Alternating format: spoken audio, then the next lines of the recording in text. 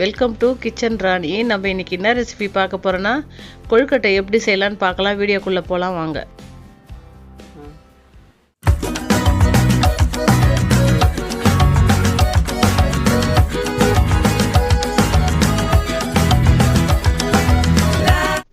வாங்க, பூர்ணம் வச்ச கொழுக்கட்டை எப்படி செய்யலான்னு பார்க்கலாம். அதுக்கு நான் ஒரு டம்ளர் தண்ணி நல்லா கொதிக்க வச்சுக்கிறேன். தண்ணி நல்லா கொதிக்கணுங்க. இந்த கொழுக்கட்டை செய்யறது ரொம்ப ஈஸி. நம்மலாம் கஷ்டம் நினைப்போம், ரொம்ப ரொம்ப ஈஸி. பாருங்கள், நான் தண்ணி கொதிச்சோன்னா கொஞ்சமாக சால்ட்டு போட்டுக்கிறேன். சால்ட்டு போட்டு நல்லா ஒரு ஸ்பூன் அளவுக்கு தேங்காய் எண்ணெய் ஊற்றிக்கிறேன். தேங்காய் எண்ணெய் ஊற்றிட்டு ஒரு கப்பு நான் இடியாப்ப மாவு போட்டுக்கிறேன். இடியாப்ப மாவு இது பச்சரிசி மாவு தான், இடியாப்பத்துக்கு நான் அரைச்ச மாவு தான் இது போட்டுக்கிறேன். இல்லை நீங்கள் கடையில் விற்கிற மாவு போட்டுக்கலாம். நான் இது வீட்டில் அரைச்ச மாவுங்க இது. பாருங்கள், ஸ்டவ் ஆஃப் பண்ணிடலாம். தண்ணி கொதிச்சதுன்னா போதும், ஆஃப் பண்ணிட்டா போதும். இப்போது மாவு கொட்டிட்டு நம்ம கரண்டிக்கு பின்னாடி பக்கம் அந்த கரண்டி காம்பு இருக்குல்ல, அதை வச்சு நல்லா கிளறுங்க மாவை. இது நம்ம கொதிக்கிற தண்ணியில் போட்டதுனால கொஞ்ச நேரத்துலேயே சட்டுன்னு ரெடி ஆகிடும் இந்த கொழுக்கட்டை. நீங்கள் ரொம்ப நேரம் கூட வேக வைக்கணும்னு அவசியம் இல்லை கொழுக்கட்டையை. பாருங்கள் நான் எந்த அளவுக்கு கிளறேன்னு சொல்லிட்டு. இதுக்கு மெயின் நம்ம தேங்காய் எண்ணெய் ஊற்றணும் பார்த்தீங்களா, அதனால் ரொம்ப சாஃப்டாக வருது. நீங்கள் தேங்காய் எண்ணெய் ஊற்றினாலும் ஊற்றிக்கலாம், இல்லை ஒரு ஸ்பூன் நெய் போட்டுக்கலாம். நாங்கள் நெய் போடலங்க, தேங்காய் எண்ணெய் தான் கொஞ்சமாக ஊற்றிக்கணும். ரொம்ப நல்லா வந்துச்சு இந்த கொழுக்கட்டை. விநாயகர் சதுர்த்தி அன்றைக்கி நீங்கள் ட்ரை பண்ணி பாருங்கள். நான் தேங்காய் வச்சு பூர்ணம் தான் செய்கிறேன். அதுக்கு நான் மிக்ஸி ஜாரில் தேங்காய் கொஞ்சமாக அரைச்சிக்கிறேன். அது கூட 2 ஏலக்காவும் போட்டுட்டு நல்லா துருவின மாதிரி அரைச்சிக்கணுங்க தேங்காவை. பாருங்கள் நான் எந்த அளவுக்கு அரைச்சிருக்கேன்னு சொல்லிவிட்டு. நம்ம ஒரு ஸ்பூன் நெய் போட்டுக்கலாம். கடாயில் நெய் போட்டுட்டு நம்ம அரைச்சி வச்ச தேங்காவை இதிலே கொட்டி வதக்கிடலாங்க. ரொம்ப டேஸ்ட்டாக இருக்கும். ஆனால் நீங்கள் விநாயகர் சதுர்த்திக்கு செய்யும்போது எள்ளு வச்சு கொழுக்கட்டை தான் செய்யணும்.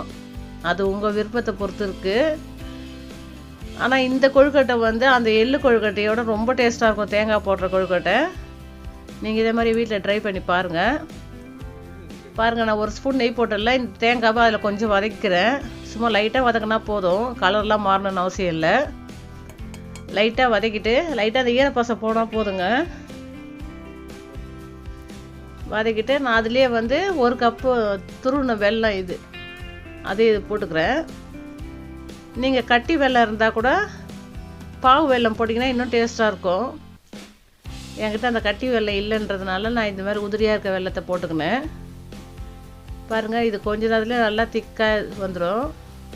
இது மாதிரி நல்லா கிளறி விடணும். கிளறி விடாமல் விட்டிங்கன்னா அடி பிடிச்சிடும், வெல்லம் எல்லாம் தேஞ்சிடும். அதனால் இது நல்லா கிளறி விட்டணும். கிளறி விட்டிங்கன்னா ஒரு 5 நிமிஷம் ரெடி ஆகிடுங்க. இந்த கொழுக்கட்டை நீங்கள் மறுநாள் வச்சு சாப்பிட்டா கூட அந்த அப்படியே சாஃப்டாக தான் இருக்கும். அந்த ஹார்டாலாம் ஆகாது கொழுக்கட்டை. ஏன்னா நம்ம கொதிக்கிற தண்ணியில் கொஞ்சம் எண்ணெய் போட்டிருக்கோம். அதனால் இந்த கொழுக்கட்டை ஹார்டாகவே ஆகாது, சாஃப்டாகவே இருக்கும். நீங்களும் இதே மாதிரியே ட்ரை பண்ணி பாருங்கள். அந்த பூர்ணம் ரெடி ஆகிடுச்சு பாருங்கள் கொஞ்ச நேரத்துலையே. நீங்கள் எள்ளு வைக்கலாம், இதுக்கு பதில் வேர்க்கடலை வைக்கலாம்.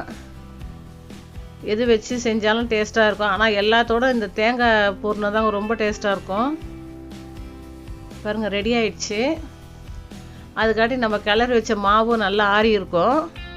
நம்ம ஒரு கிண்ணத்தில் கொஞ்சமாக தேங்காய் எண்ணெயாதோ இல்லை நெய்யாதோ ஏதாவது பக்கத்தில் வச்சுக்கோங்க. நல்லா மாவை பிசைஞ்சிட்டு கையில் கொஞ்சம் எண்ணெய் தொட்டுக்குன்னு இதை உருட்டுனீங்கன்னா நல்லா சூப்பராக வரும். பிசுன்னு ஒட்டாமல் கையில் நல்லா வரும் இந்த கொழுக்கட்டை. நான் எந்த அளவுக்கு கிளறேன்னு சொல்லிட்டு. அப்படியே நீங்கள் தண்ணி பத்தலைனா கூடங்க கொஞ்சம் தெளிச்சிக்கலாம். ஆனால் தண்ணி மட்டும் நிறைய ஊற்றிடாதீங்க. அப்படி தண்ணி பத்தலைன்னு வச்சுக்கோங்க, கொஞ்சமாக தண்ணி தெளித்து கூட நீங்கள் பிசைஞ்சிக்கலாம். அதில் ஒன்றும் தப்பு கிடையாது. எனக்கு நல்லா திட்டமாக வந்துடுச்சு. தண்ணி அதிகமாகலாம் கம்மியாகலாம் கரெக்டாக இருக்குது. நான் கொஞ்சமாக மாவு எடுத்துக்கிறேன். கையில் எடுத்துட்டு கொஞ்சமாக தேங்காய் எண்ணெய் தொட்டு தான் நான் நல்லா உருட்டி எடுக்கிறேன். இப்படி நல்லா உருட்டினா தான் அந்த கொழுக்கட்டை அப்படி நல்லா வீரில் விடாமல் நல்லா ஃபினிஷிங்காக வரும். இதே மாதிரி உருட்டிக்கலாம். இது மாதிரி உருட்டிட்டு நடுவில் நம்ம கட்டை விரலை வச்சு ஒரு குழி பண்ணணுங்க. குழி பண்ணி இதை மாதிரி தான் பண்ணணும் இந்த பூர்ணம் வச்ச கொழுக்கட்டைக்கு. நீங்கள் அந்த கொழுக்கட்டை செய்யனாலும் செய்யலாம். அது ரொம்ப இன்னும் ஈஸி. அது ஒரு நாள் நான் ஒரு வீடியோவில் போடுறேன் அந்த கொழுக்கட்டையை. ஆனால் குழந்தைங்களாம் இது நல்லா விரும்பி சாப்பிடும். பாருங்கள், நான் கொஞ்சமாக ஒரு ஸ்பூன் அளவுக்கு இந்த ஸ்டஃப்பிங் உள்ளே வச்சுக்கிறேன். ரொம்ப டேஸ்ட்டாக இருந்தது இந்த கொழுக்கட்டை. எங்கள் வீட்டில் செஞ்ச உடனே காலி ஆயிடுச்சு. நானே ஒரு 10 சாப்பிட்டேன். என் பையன் ஒரு 2 சாப்பிட்டான். பாருங்கள், ரெடி ஆயிடுச்சு.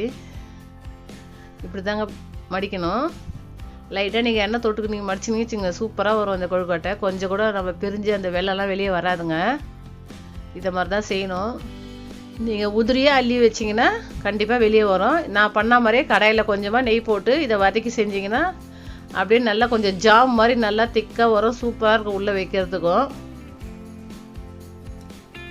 இந்த வீடியோ உங்களுக்கு பிடிச்சிருந்தா லைக் பண்ணுங்கள், ஷேர் பண்ணுங்கள், என் சேனலுக்கு சப்ஸ்கிரைப் பண்ணுங்கள். ஆனால் கண்டிப்பாக லைக் போடுங்க. லைக் போட்டால் தான் அடுத்தடுத்த செல்லுக்கு போவோம் வீடியோ. தம்பி படிக்கிறதுனால நாங்கள் வந்து லேட்டாக வீடியோ போடுறோங்க. எங்களால் எடுக்க டைம் இல்லைன்னு. அதனால தான் எங்களுக்கு உடனே வீடியோ போட முடியல.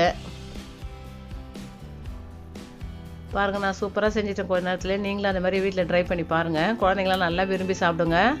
இதுக்கு ரொம்ப செலவே இல்லைங்க. நம்ம வீட்டில் இருக்கிற அரிசி மாவு வச்சே செஞ்சிடலாம். ரேஷன்லேயே அரிசி சூப்பராக போடுறாங்க இப்போல்லாம், பச்சரிசி. அந்த அரிசிலையும் செய்யலாம். நீங்கள் கடையில் வாங்கினீங்கன்னா ஒரு 1/2 கிலோ மாவே 35 ரூபா தாங்க ஒரு பேக்கெட்டு. இந்த மாதிரி 2 டைம் செய்யலாங்க. 1/2 கிலோ பேக்கெட் வாங்கினீங்கன்னா. தண்ணி கொஞ்சம் கொதிச்ச உடனேவே நான் வந்து உள்ள ஒரு தட்டு வச்சு அதில் ஒரு வெள்ளை துணி போட்டுக்கிறேங்க. பாருங்கள், தண்ணி கொதி வந்துடுச்சு.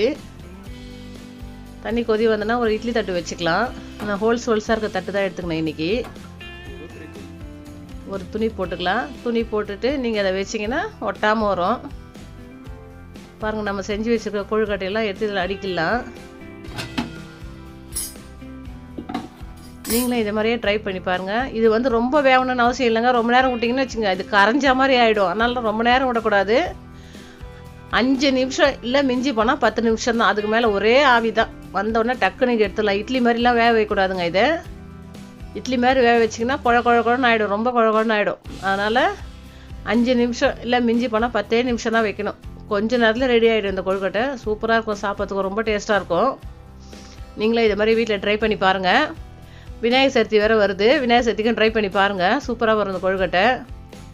அது மூலம்லாம் சின்ன வயசில் இருக்கும்போது மாவு மிஷினுக்கு போய் அரைச்சிக்கின்னு வந்து செய்யணும்னா 1/2 நாள் ஆகிடும். இப்போலாம் ரொம்ப ஈஸிங்க. கடையிலேயே விற்கிது மாவு பேக்கெட்டு.